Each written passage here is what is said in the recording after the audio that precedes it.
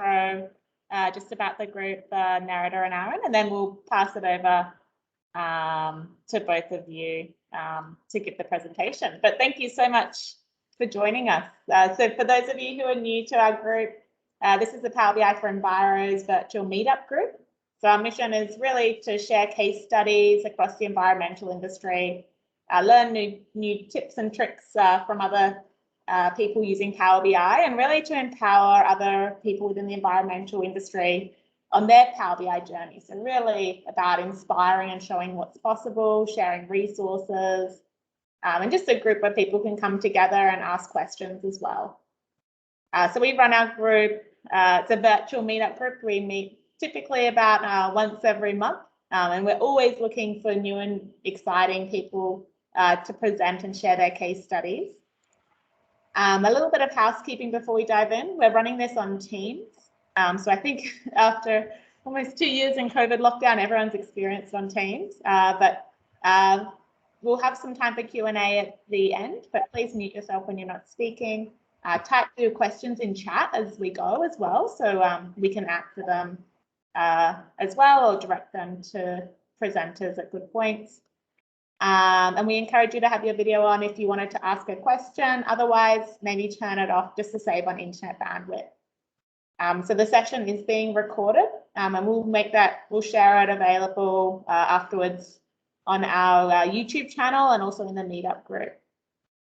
And a Teams tip is you can zoom into the content if it's a bit small on your screen by pressing Control and scrolling with your mouse. Cool. So firstly, just get started, just like to acknowledge the people and elders of the Boon Wurrung and the Bunurong people and the members of the Kulin Nation.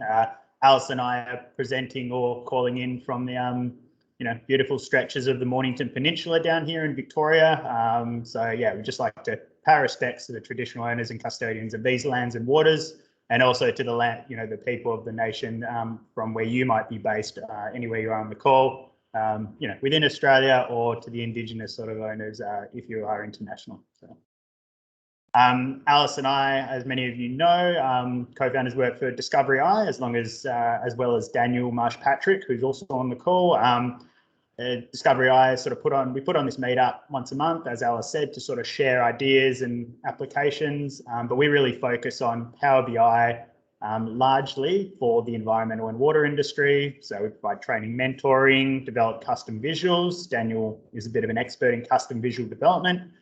We also focus on end-to-end sort of reporting solutions and database architecture, as well as really on the graphic design, so more the communication perspective. So we produce infographics, animations, and also sometimes outside of the bounds of Power BI with custom web applications. So that's us.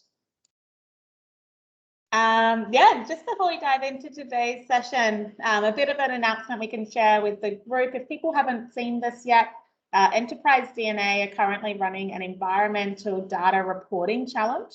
I'll just go to the website here if anyone is keen to kind of practice their Power BI skills using real world data. I'll paste this in the chat just in case anyone is keen. But essentially what they're doing is really inviting people to submit to create a Power BI report using some data. They've got a brief here all about visualizing different environmental indicators. And then they'll be assessing them and judging them. I think every entrant gets handwritten feedback from Sam McKay, who's the director of Enterprise DNA. Enterprise DNA has a whole heap of really fantastic Power BI content out there, a lot of online virtual tutorials, really great. Also just having a quick look at some of the prizes there, some really, really good stuff like Definitive Guide to DAX, copy of Snagit, which is also sort of Camtasia TextSmith product, which is super valuable, and also 4-month subscription to flaticon.com, which is what we use for our icons and stuff. So there's some really good opportunities there to sort of submit your ideas based on real world data.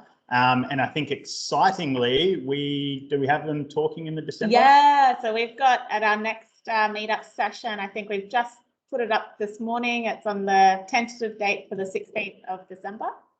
We've got Brian presenting the results of the environmental showcase challenge. So we'll be able to see heaps of cool different reports using all this data.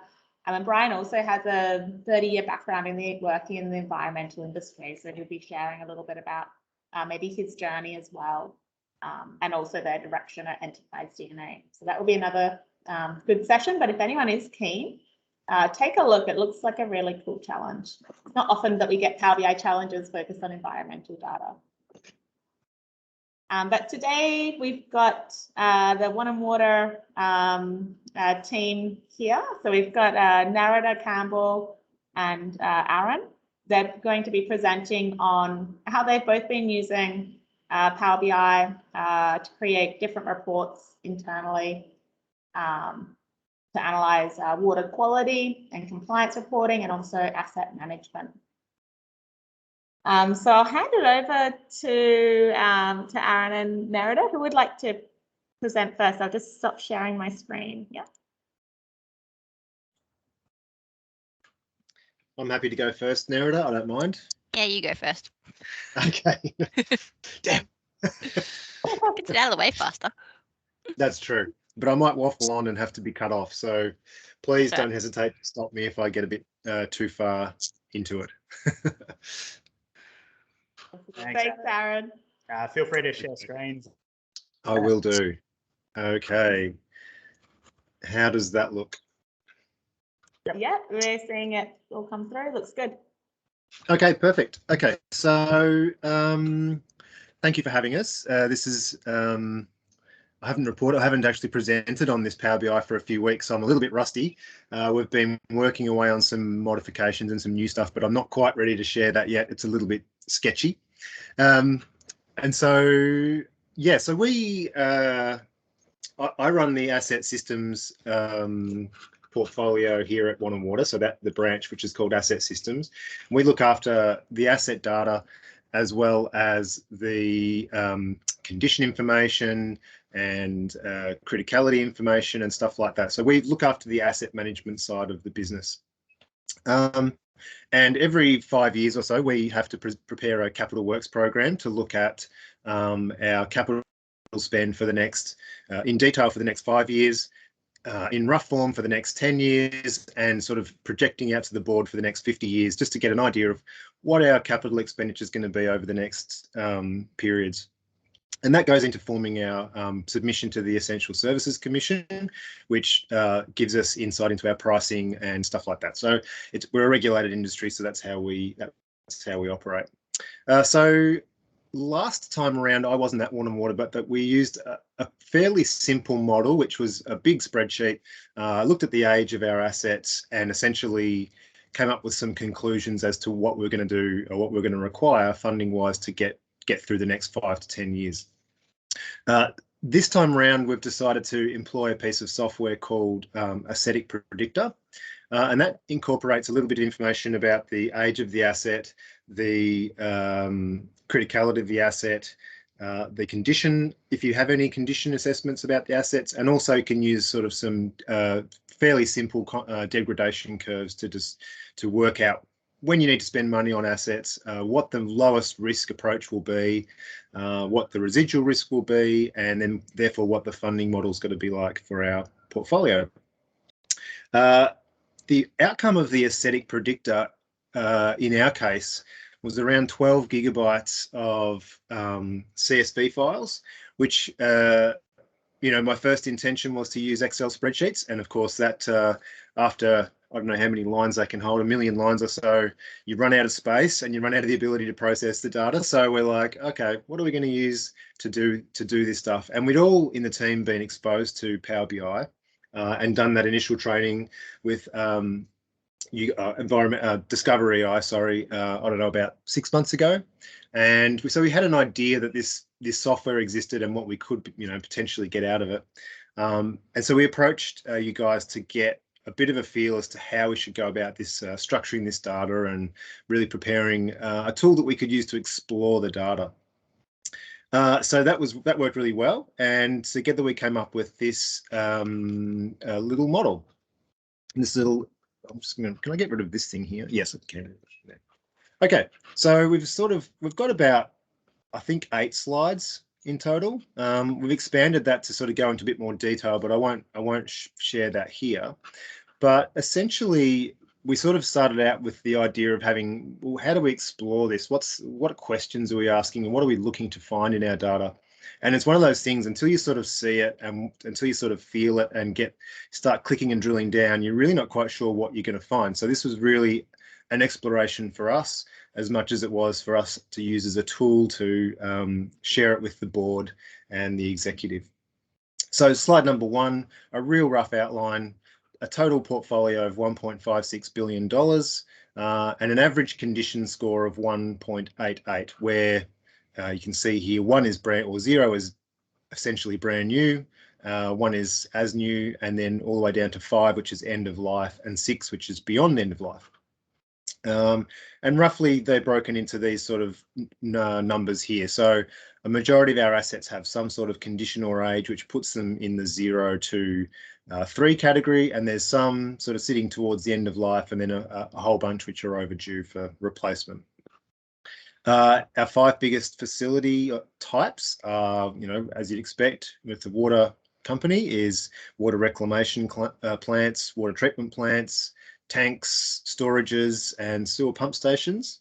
And our current portfolio value here, essentially a lot of it is pipes, water pipes, transfer mains, sewer pipes, and then it starts to tail off there. So some rather large numbers of assets in these groups. I think Fiona will correct me, but I think around about 60,000 assets in the water and sewer pipe category, maybe even more.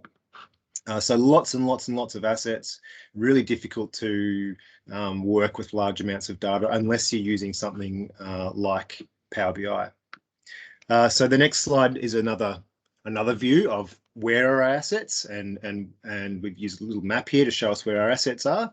So they're tucked away in the southwest of Victoria, as you can see. And we cover a fair bit of ground, and you can see our transfer mains here, and there's lots of little blobs representing the value of the assets in mind. And yeah, around about 120 odd thousand assets in our portfolio. We have a whole bunch of ways we can slice and dice these assets. I have broken this map since I spoke to you guys last, so I won't try and demonstrate. One of the issues with me is I like to have a little bit of play with things, and I sometimes break things. And again, our asset value by condition here. If we want to filter down on stuff, we can click on them. And again, I've broken the map. So, oh no, it's working today. Fair enough. All good.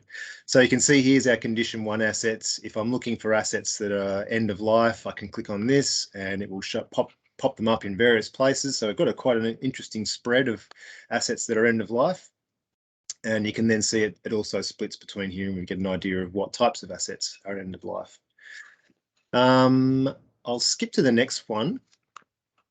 So this is a little bit when we're starting to get into the outputs of the model. So this is sort of looking at our treatments over the next 50 years, so our capital works plan over the next 50 years. And we have a bunch of different funding scenarios. So one funding scenario is we cap our spending at $15 million a year. And you can see here that we're using all $15 million initially, and then there's a bit of a lull. We don't require the full 15 million, and then it looks like things are catching up with us here, and we're again spending all of the 15 million for the next 50 years. So essentially it looks like we've got a bit of an easy period here where we've got over a little bit of a lump of spending, and then we sort of come back in this sort of honeymoon period, and then things start to catch up with us, and the $15 million is clearly not enough expenditure. So we can look up to $20 million here, and you can see that honeymoon period, I guess, lasts a little bit longer, but again, the volume of our portfolio and the age of the asset starts to come to a bit of a crunch period here, where even $20 million isn't going to cut the mustard in terms of keeping our treatment, or keeping our capital program afloat. A more realistic spending for us at the moment is around about $12.5 million. So that's what our funding scenario looks like there. And you can see here that we do treat a majority of assets in that category 6. So we're treating assets that are beyond their normal life. In some cases, we're treating assets a little bit earlier, and that could be due to the fact that it might be more efficient to do a midlife overhaul, or it might be more efficient to spend, say, 10% of that asset's value earlier rather than let it degrade any further. So there's a bit of complexity in the modelling. We can also split down by town if we like as well. So we've got, well, Balmoral's a pretty small town. Oops, I'll I'll click it again. You can see here very little spending in Balmoral, but you can start to talk to the local operators around some of these lumps and bumps and start to get an idea of whether they are genuine projects and whether we should be pursuing them. So I'll try and reset the slicer. Yeah, that all works well. Yes, it does. So again, we continue. The next one's talking about risk rating. So this is looking at of our spend, and I'll put it back to our sort of $15 million baseline.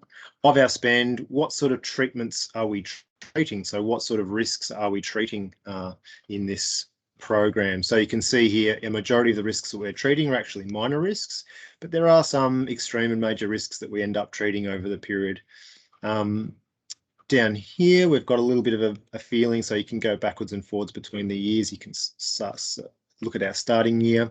You can see our consequence of failure of our portfolio of assets is down the bottom, and our condition scores on the top, on the vertical. And we have here bubbles displaying the asset value, the number of assets in that portfolio that are of that risk, which is low through to extreme.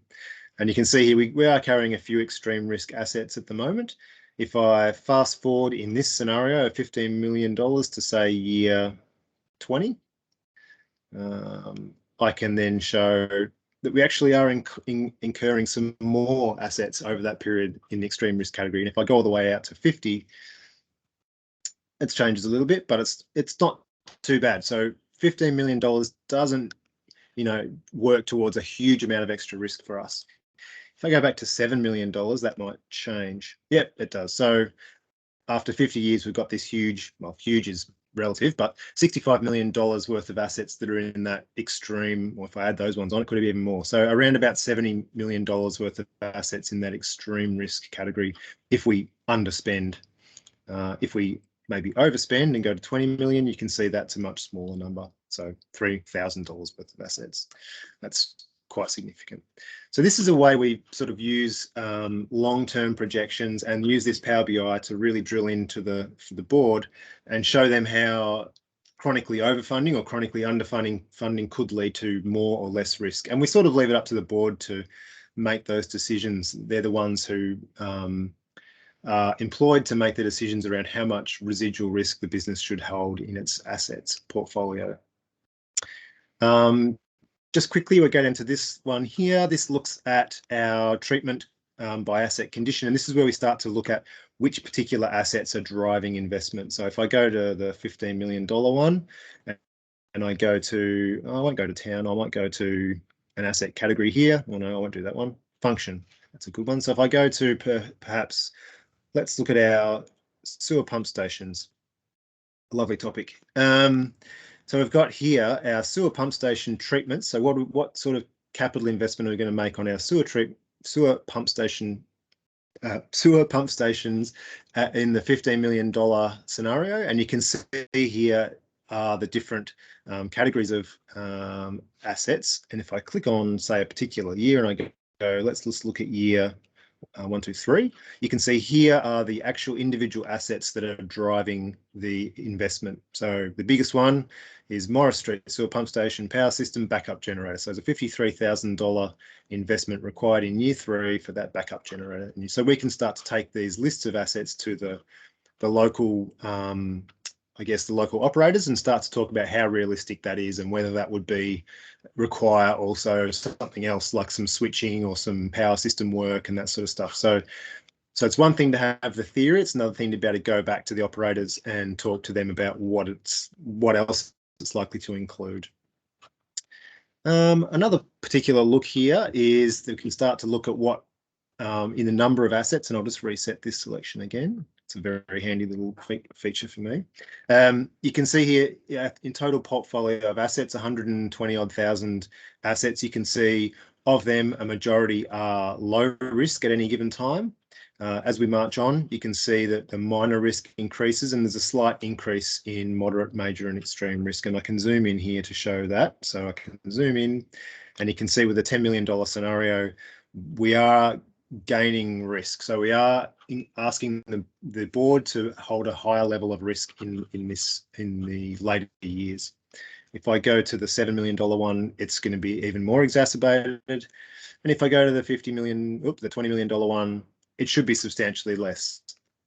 And so this gives us the ability to sort of show to the board over the years how our risk profile is, depending on how much funding we maintain. Couple more. This is where we can put two scenarios side by side. So these little charts down here are the same as the previous screen, and you can zoom in and out of those if you like, just to show risk. We've got a $7 million one here and a $20 million one. So you can see if I zoom to the same levels, you should be able to see, maybe I've done this wrong. They look exactly the same. They're not. My zoom's not quite the same. So we can have a little bit of a look at the detail there, but you can also look at the average of conditions. So this is just taking an average. What's the average number of condition of our assets? And you can see here with a $7 million scenario, we're just not spending enough and our assets are slipping further and further towards end of life on average. Whereas the $20 million one tends to hold it fairly steady, still a slight degradation, but looking much better.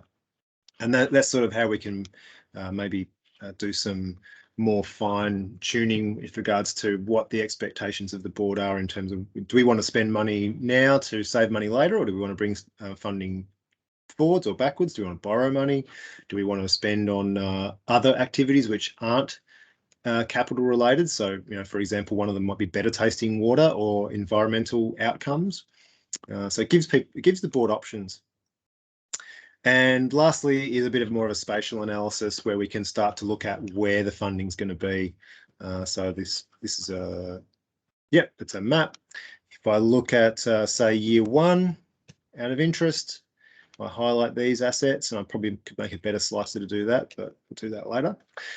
You can see where the funding's likely to be in year one. So with the $20 million scenario in year one, here's the bubbles of where our spending's going to, or predicted to be.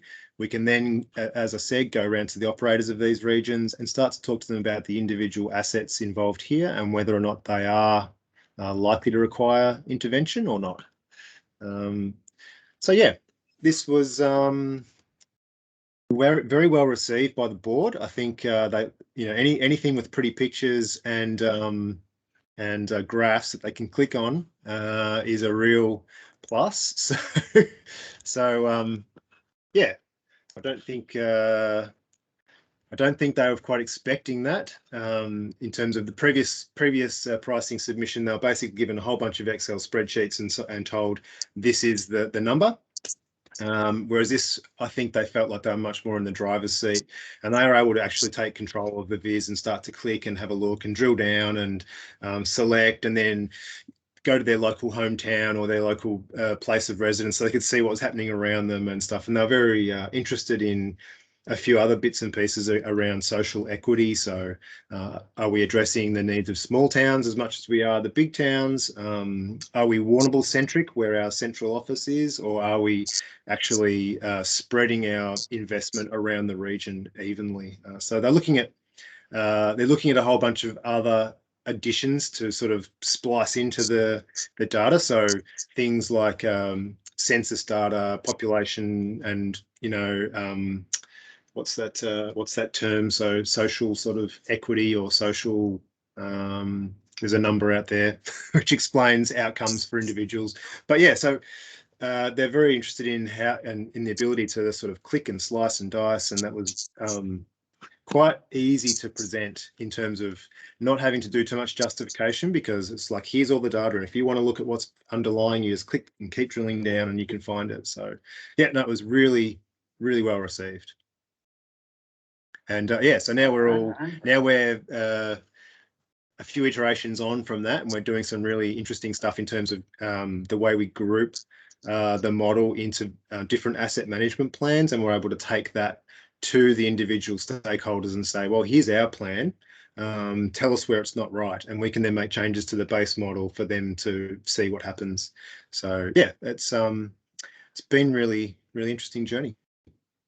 Thanks, Aaron. That was fantastic. Yeah, no, really interesting to sort of hear, your explanation about how you sort of went through the visualizations and the reasons behind it. And it's good to hear that sort of board can provide that feedback to you, and then you can keep building your Power BI skills, and sort of build out to answer those additional business questions. So really appreciate you taking us all, everyone on the call through that. That was great.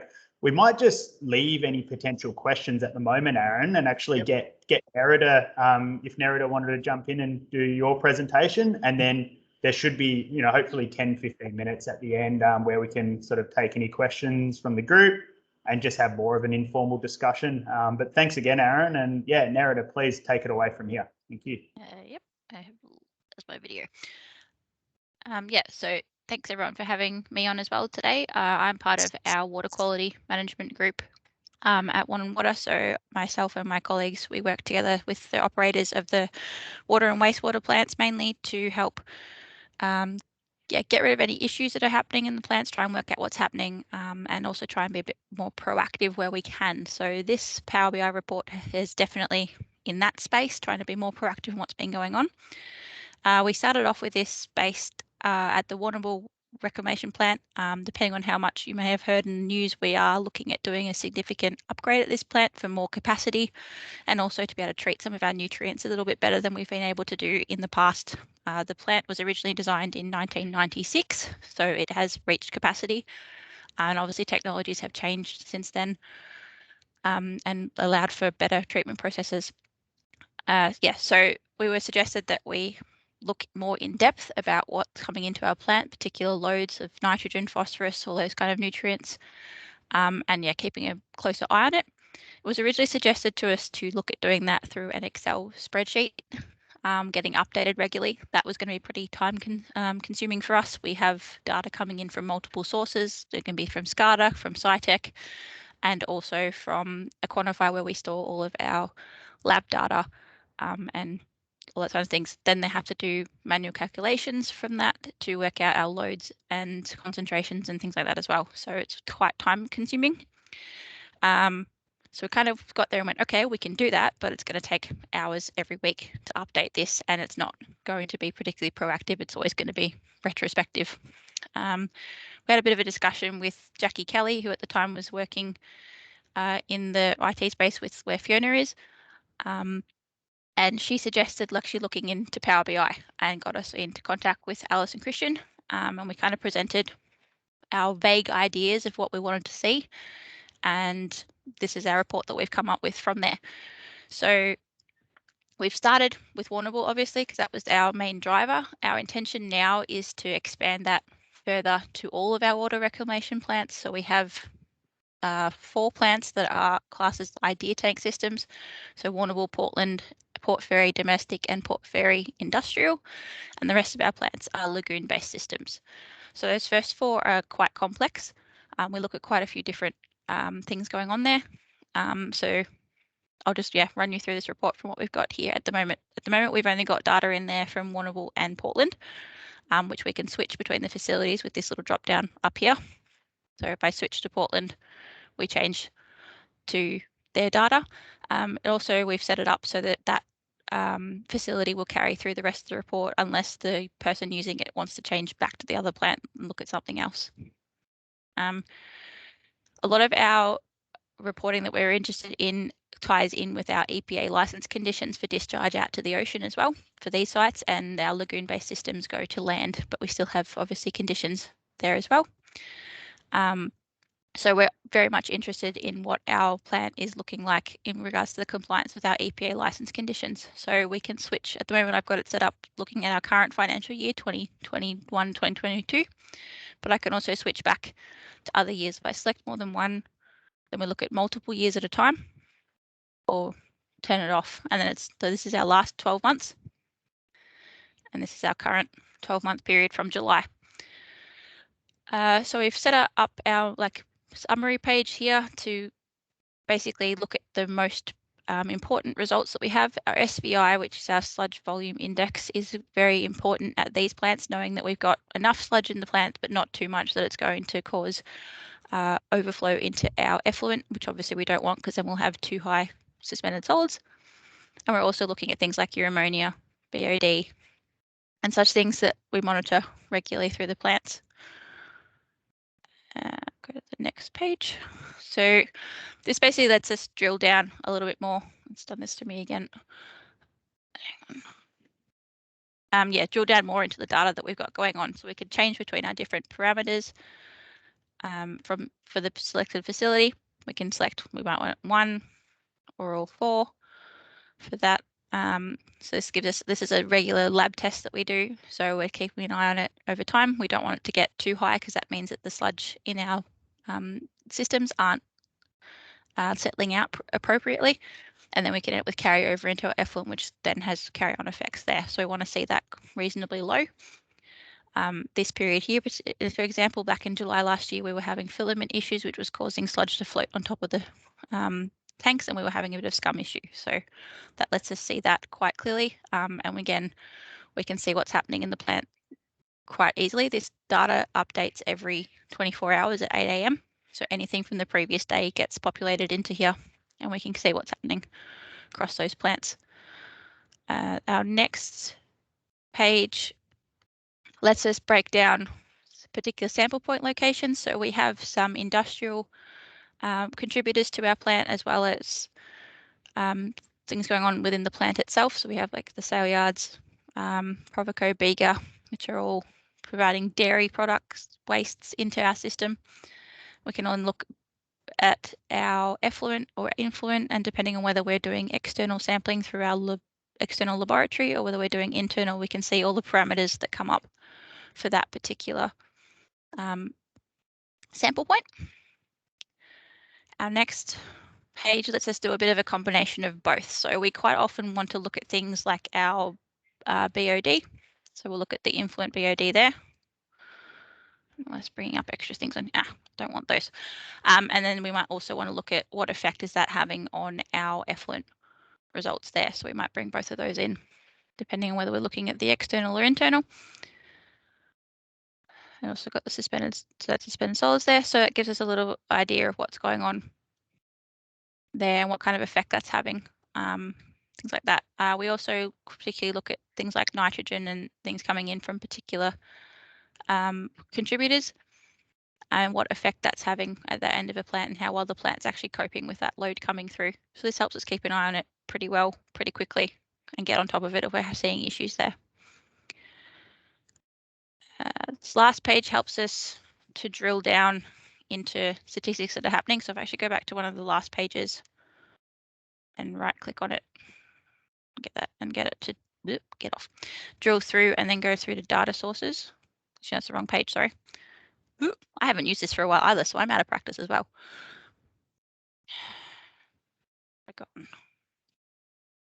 Yeah, just go on to this one. Yeah, let's just select things that are going on. Again, I've got sample points wrong because it's got to be Warrnambool. There we go. Let's just, yeah, drill down a little bit more. Where's the data coming from? We've got it coming in from a quantify, the sample point codes, things like that, making sure that that data is correct as well. So if something changes down the track and suddenly we realize that this isn't working anymore, then we can change that and update that in the MDS and get it to relink and then give us the correct information again. It also helps us note that if we're missing a data point and drill down into that about when that happened. So in 2017, there was a data point that was missing. So kind of need to get that one to come out into the focus mode there so we can actually look at it. So yeah, Christmas Day, obviously we weren't sampling that day because it was public holiday, so that one was missed. That was allowed to occur, so that's fine. But if there was another one, say earlier in the year, then we'd be able to investigate what happened there. Why wasn't that taken? That should have been updated, or is our system looking at the wrong day and therefore didn't pull it through properly? And then we can modify that to make sure we find it. Next page goes into a little more detail into our EPA licensing and trade waste as well. So we also put limits on our trade waste customers into our plants, and then we have the EPA license upon us sending any water out to the ocean in this case. So if we click on a particular site, it helps us see we've got our guideline value and then seeing how many points within the last financial year, is above that median. That can help drive conversations with our trade waste customers about what's happening with their product that they're sending down to us, whether they're having a plant upset, things like that, or if there's things that they can change at their plant to make that work better and be compliant with us before they send it down to us, so then we don't have the carry-on effects through our plant.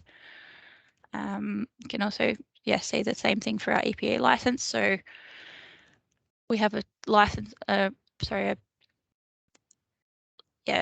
license restriction on how much effluent volume we have coming through. This one actually is incorrect and I need to go through and fix that. We've had some interesting things occur with meter reads and things. This report's actually helped highlight that too, that there's things that need to be looked at more closely in regards to what's happening with those meter reads, whether we need to find a different way of getting hold of that information or getting the meter replaced. The effluent volume is a little bit hard to use on a conventional meter just because of it's up and down depending on flows out of each tank and when the pensocks on those close and when they reach tank levels for those to close. So a lot of the time the influent volume into the plant and then our waste sludge volumes coming out of the tanks is actually used instead to calculate that, which we have not modified this to look at the moment. We can also, if I come off that, change to exceedances shortlist, which looks at just things that have gone over the limits. And then we can also see how we're tracking against the median limit for our EPA license, because we have a median and a maximum. At the end of each financial year, we need to be underneath the median and also explain any discrepancies as to why we might have gone over a maximum every so often. So again, clicking on one particular one brings it up and shows us where we've been. So our BOD is looking quite good. We've had a couple right on the median, but nothing too high. If I change to the Portland plant, there's a couple there that actually we have got issues with that are highlighted that we need to look into. So our BOD there is actually too high. It's higher than the median so far. So I need to look into trying to get that down for the rest of the year to actually be compliant for our license for this year. This one basically just helps us highlight where we have points that are missing data. It's also probably highlighting that I need to go back through our MDS again and have a look at what's going on there, because these high numbers probably indicate that I haven't pulled it from exactly the right location. So a lot of those will be rectified in that space when I've had a chance to look at it. And our next page again shows, which one's this one for checking? Yeah, making sure that everything's coming in correctly, how we got the right calculations. This is showing the calculation that our MDS actually looks for, but then also showing what it actually is looking for, what we're trying to find, which sample point location that affects. Again, changing back between different sites gives us different things. So you see Warrnambool's quite a bit bigger plant, so it's got a lot more calculations and things involved in there because we've got the 4 tanks in those, whereas Portland only has the 2. Yep, so last page again, I showed that earlier by accident, that you drill down and it gives you a bit more information where you're sourcing it from, what you've named it as in the MDS, in case anyone needs to know that kind of information, how often we monitor that. So this one is an influent BOD, so that's sampled weekly on a Thursday, and then the results come in, and then we've got our unique identifier from a quantify and the sample point ID as well. And you can scroll through that one there, and then that's pretty much it. We have like an information page at the end that just kind of describes what we've done to the report, any changes that we've made, who's in charge of any issues. So if someone else is looking at this and goes, that something's not right, they know to contact myself or Ben Mutton or Fiona, and we can then have a bit of a deeper look into it and work out what's going on there. Can stop sharing that now. So that's basically it in a nutshell. So yeah, like I said, we're trying to hopefully expand that across all of our plants. It's definitely been a help in regards to the amount of time we have saved in and efficiencies in being able to actually get that data to people quickly. Normally, like I said, it's been taking us hours, days to pull that information from 3 different sources, manipulate it, get it to actually show graphs that we've needed to actually do. Whereas now, someone can come and ask me, and 5 minutes later, I can send them a graph and go, here, if you've got access to the PowerBI, by the way, you can also have a look at this. Or if they don't have access, we can ask to get hold of that and they can actually start manipulating things themselves. It's also definitely helpful too, for example, people are particularly in, like, say, assets who don't have access to a quantifier at all, they can actually get hold of this data without having to ask us first. So it's, again, saves them time too if they're waiting for us to get back to them, so they can actually keep working on something as well. So yeah, definitely shown some really good efficiencies. Everyone's been really impressed in our presentations to anyone who's seen it. They've been, yeah, really amazed by what we've actually been able to pull out and do. Yeah, it's been really great being able to do that and not have to, yeah, spend hours to give them the information, not to mention the fact that tomorrow if they ask me again, I've got to do it all over again. Normally this one, wait 24 hours, update it for the latest information, and it's already there. So that's it in a nutshell. Awesome. Thank you so much. It's so nice to hear, like, from the business user's perspective, how it's actually helping to save time and efficiency. And I think you touched on a lot of points which are probably of interest to the group there. I do know that a lot of people, especially in the environmental industry, if you're transitioning from Excel, that's your kind of main database, and for calculations, the jump can be a little bit big to Power BI, but it was really nice to hear from both your experiences that it does overcome a lot of those barriers, and it means that you can have more of that almost close to real-time reporting. I suppose it's a bit of a plug for you guys too at DiscoveryEye that your training definitely helped get over that little hump to start with. When I first was shown Power BI, I went, oh dear, I can't use this. Now I feel much more confident doing that. Don't ask me about any of the back-end stuff in Azure Data Factory or anything like that. That's Daniel's domain. He's definitely helped us out in that department. So if anyone's got questions in that space, Daniel's your man. Yeah, oh no, I think it's like Power BI is an awesome tool. It's a low code drag and drop. If you're Excel savvy, you pick it up pretty quickly, but it can be daunting just how much it can actually do. So yep. It's amazing to see the progress both of you have made, like really owning these projects as well. So that's awesome. That's fantastic. We do have a couple of questions in the chat. So Sanjay asked, this is from your presentation, Aaron. The estimated cost analysis, they would love to apply the same for their work, the estimated cost. If the formula logic is shared, especially, thank you. I think, correct me, Aaron, a lot of that estimated cost comes from the ascetic model, like outputs, is that what? Yeah. Yeah, ascetic predictor, it's part of a suite of software solutions. I think the actual name of the company is Dude Solutions or something. It's like Dude Software or something. Anyway, it's been bought by a number of people, but it's relatively affordable piece of software. And yeah, essentially you load all your asset information into it, or a selected amount of asset information into it. You apply some simple degradation curves and some logic, and you can make it as simple or as complex as you like. It can just be age-based replacement, or you can incorporate criticality and risk and condition assessments and stuff like that. But yeah, so it's really it's powerful, and it's fairly quick because it allows you to do a whole bunch of different scenarios and spend caps, and you can have different portfolios that you can join and stuff like that. So it's very handy for like a local council or someone with a real variety of assets and certain funding restrictions. You can also, I shouldn't be plugging the software anyway, but at the end of it, you end up with a whole bunch of data. So we end up with, I think, 12 gigabytes of data, and just impossible to handle or visualize. And so you're not quite sure what you're dealing with. You just got a whole bunch of ones and zeros, and it's like, what does this even mean? But you pop it in Power BI and you go from 12 gigabytes. I think the end product was like 300 megabytes. And you've still got the ability to drill down to every little inch of detail. It's just unbelievable how well it compresses and how fast it is to visualize things. So again, without Power BI, we would not be able to take the outputs of this and explain them. We would have charts, and that's about it. So yeah, this is really fantastic. That's a good point, Aaron. So I guess, yeah, just further to that, in relation to the question, yeah, the outputs of those estimated costs have come as the data that's actually being imported into Power BI. So it's not so much sort of, the data model or DAX measures or anything like that. It's more the data coming in. But yeah, thanks, Aaron. That was well answered. The next question, and I might put Daniel on the spot.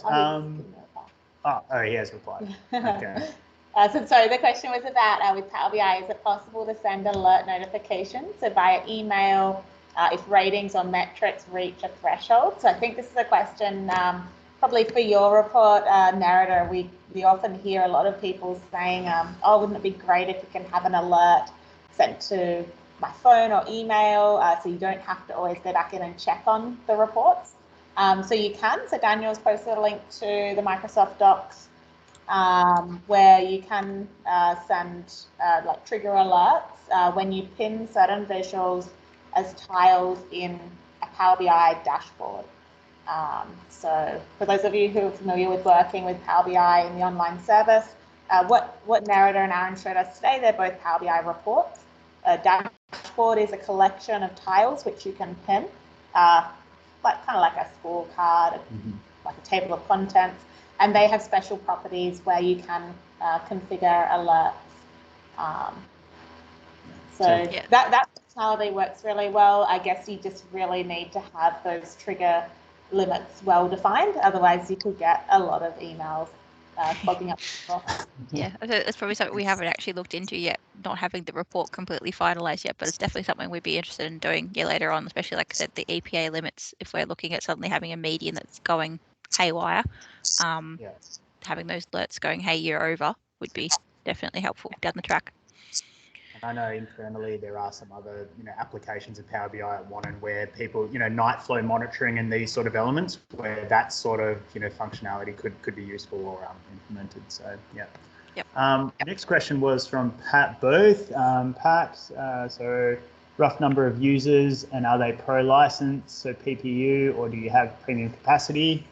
So I don't know, Fiona, if you're still on the call, do you want to maybe just sorry again to put you on the spot, Fiona, but if you are there and you want to maybe just provide a high-level overview of Wannon Water's sort of super user group and your setup internally.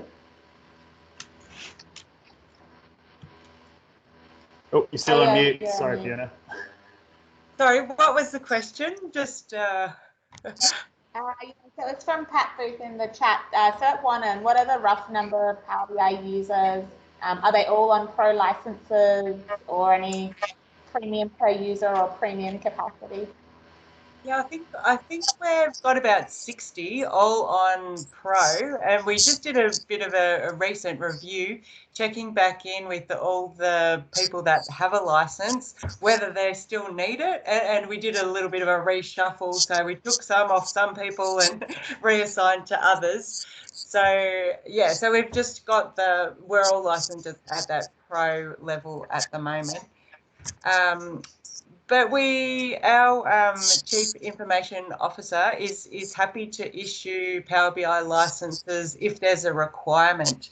So it's they're relatively easy to get if somebody wants one. So if Nerida or Aaron has someone in their team they'd like to share their reports with, all they really need to do is ask, and then we check back in regularly as to who's using their licenses. Excellent. No, that's good. I think there's a bit of a tipping point where premium capacity makes sense for bigger organisations. So I think Wannon's probably still at the smaller end.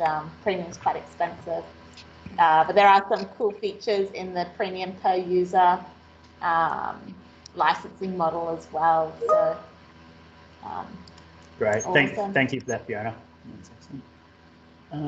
Cool. Were there any other questions from the group? Feel free just to speak them out loud or show your camera and things like that, if you did as well.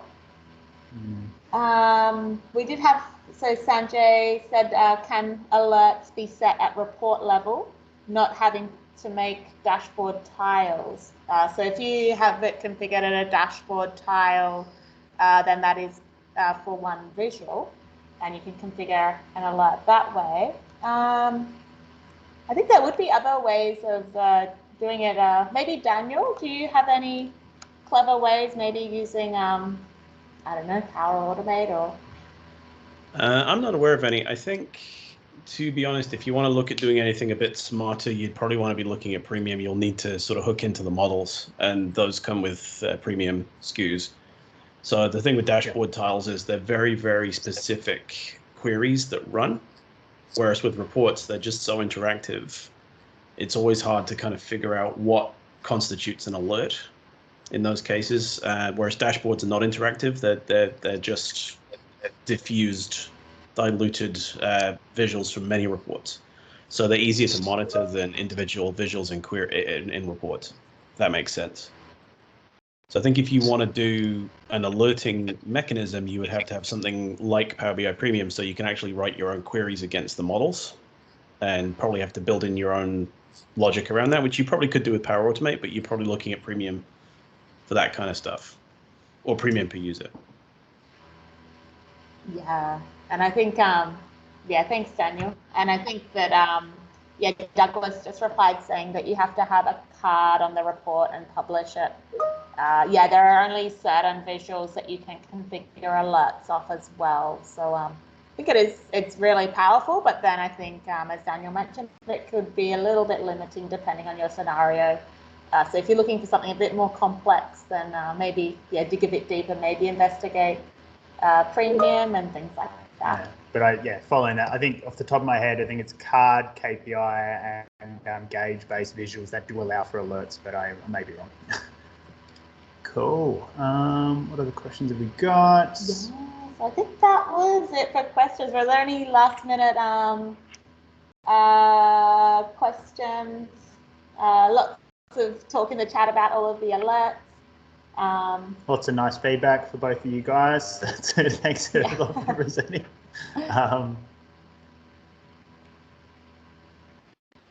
Yeah, excellent. I mean, Aaron or Nerida, did you have any questions or anything you wanted to share in terms of your experiences with going through these journeys? I mean, thank you so much for sort of explaining the narrative behind them and how they've been received. But are you sort of excited for, continuing? It sounds like there's a lot of feedback and you can keep scaling out these different reports internally. So.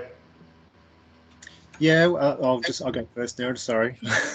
You were first before, that's fine. I should switch. No, probably for us, Power BI has given us a chance to not only present the data but explore it ourselves. And so as we were presenting to the board, we were learning ourselves. So part of presenting it is learning it, and just, we had such a huge data set that was, simple data set, but just large. The only way to navigate it was Power BI. So as we've presented a number of times, there's a whole bunch of different improvements we've sort of drafted, and we're just in the process of doing that now. And as I said, yeah, we're using it to go out to the guys in the high vis out in the field who actually have to deal with these assets, and we're sense checking our model by saying, here's the list of assets we've got under our radar. What do you reckon? And they can come back and say no, yes, and give us that feedback, which helps us to improve our model. So it's the ability to share really large pieces of information across a whole number of people is just brilliant. It's really great. That's great. Thanks for sharing. It's good to hear. Nerida, anything further to add? Yeah, I guess like same kind of thing as we work through, like I guess our Warrnambool plant was our proof of concept that it was actually going to be something that was useful and going to go places. And like I said, now we're actually looking at expanding that to all of our sites and hopefully be able to use that. And beyond that, our teams have also identified a lot of other projects that we were kind of looking at them going, okay, we need to be keeping an eye on this data, but how are we going to do that? And Power BI has opened up that whole new space for us to actually go, yep, we can do that. There's ways to do this, and it's going to look pretty and nice, and people are going to be able to actually understand those visuals as well, rather than looking at this Excel graph and going, what the heck is that telling me? Where's that information come from? And how up to date is it actually going to be? So yeah, it's opened up this whole new world for us that we're pretty excited to actually take places and look at. I think I'm the main one. I think I'm the Power BI nerd of our team so far, but hopefully I'll pull a few more in along the way. So.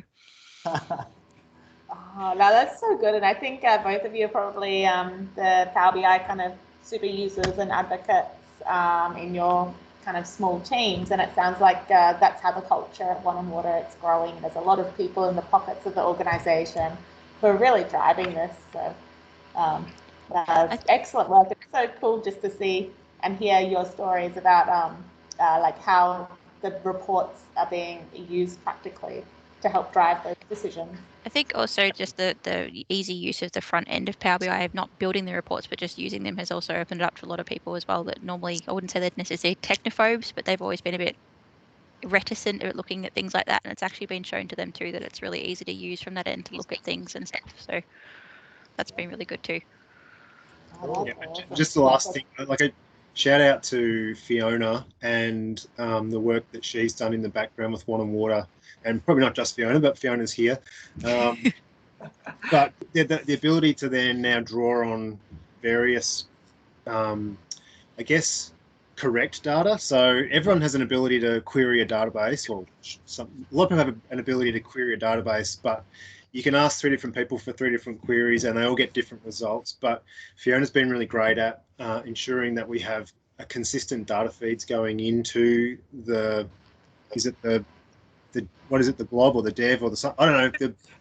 The data factory. The data factory, that's it. That's it. So the fact that it's all coming in consistently now means we can confidently display that data and share it and use it. So prior to that, it's sort of just whatever you could scratch together, and having that consistency really, really helps.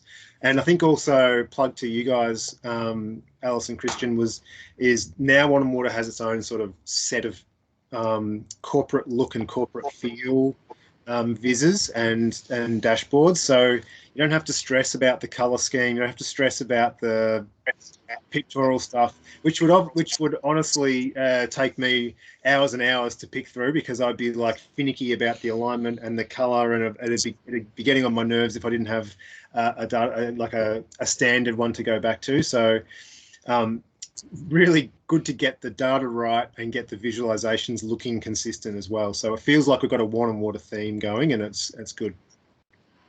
Yeah, and thanks, Aaron. That's really good. We have been doing a bit of work on our governance, and Alice and Christian did a bit of work with Wannon Water for that governance strategy and developing our templates earlier on, which has been fantastic. Really makes it easier to start a report because they look professional right from the get-go. So that's great. But I'd just like to add to this group, we have a monthly Wannon Water Power BI user group meetup, and we're often looking for presenters. So if there's anyone from this group that would like to come and present in our Wannon Water Power BI user group, Yeah, excellent. Yeah, We'll make sure, yeah, Fiona, and I guess, yeah, from that element, yeah, I know there's a few people. We'll just share screens now and keep talking just to wrap up the session. But yeah, I do know there are a few people on the call from various water corps, both in Victoria and WA. So I think it's always important to so-called cross-pollinate or share those ideas, because you're sort of all managing similar sort of data sources and data sets, albeit in different locations. But thanks again, Aaron and Nerida, for fantastic presentations. I think, you know, the feedback in the message chat has been like really good. People have enjoyed it and taken a lot out of the sessions. As flagged at the start, we've recorded this, so we'll make these available in both the blog and our YouTube page as well. Yeah, so thanks everyone for dialing in. And just a reminder, as sort of flagged at the start, our next session is on that environmental data challenges showcase, which should be, you know, fantastic. We'll get rid of the asset management and water quality bit. Sorry, I made this really quickly. Wanted to sneak it in right before. We'll update that. But yeah, it'll be a bit of a pre-Christmas session, so to speak. So bring your Christmas hats, and yeah, we'll get excited for that one as well. Excellent. But yeah, and I think, yeah, there's been some fantastic chat and sharing of information on the call. But we've just hit 1 o'clock, and yeah, we might stop the recording there. And if you do have any, you get James on as well. If you do have any openings or any presentations you would like to share, Douglas, I see you wrote in the chat you have one. So if it sort of builds on what you previously presented, we'd love to get you involved again. But yeah, feel free to get in touch if you do have any ideas for future sessions. Yeah, or also just email Christian and he can put you in touch with Fiona if you did say you're working at another water corporation or somewhere doing similar things, and you're keen to present at Wannon Water's internal kind of super user meetup group as well, to share some of the interesting work that you've been doing. That's it. Awesome. So I think, Douglas, you're keen to, you're interested in, we can connect you up with Fiona. Yeah, perfect. Thank you, Douglas. Thanks, Excellent. Douglas. You gonna click through?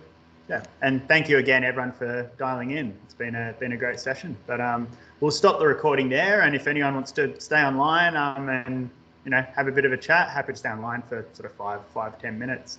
Yeah, but thanks again to Aaron and Nerida, our fantastic presenters from today.